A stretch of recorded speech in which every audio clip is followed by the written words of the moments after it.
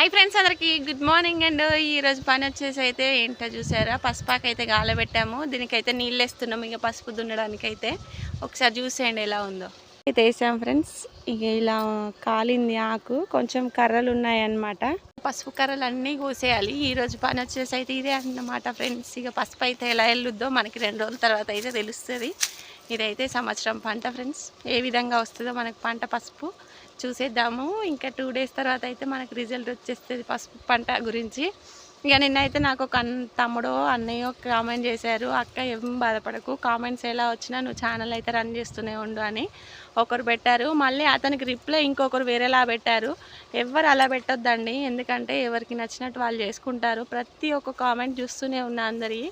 నాకు నచ్చిన కామెంట్కి అయితే రిప్లై ఇస్తున్నాను, మాకు కామెంట్స్కి రిప్లై ఇవ్వట్లేదని కూడా కొంతమంది అంటున్నారు.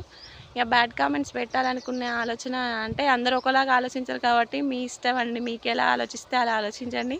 ఒక తమ్ముడు అయితే చాలా బాగా కామెంట్ చేశారండి. థ్యాంక్ యూ సో మచ్ తమ్ముడు, మీరు ఇలానే సపోర్ట్ చేస్తూ ఉండాలి. బాయ్ మరి.